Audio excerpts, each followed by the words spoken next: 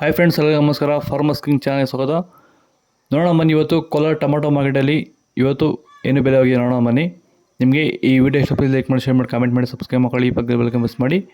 ಇವತ್ತು ನೀವು ನೋಡೋದು KNN ಮಂಡಿ ಟೊಮಾಟೊ ರೇಟ್ಗಳಿವೆಲ್ಲ.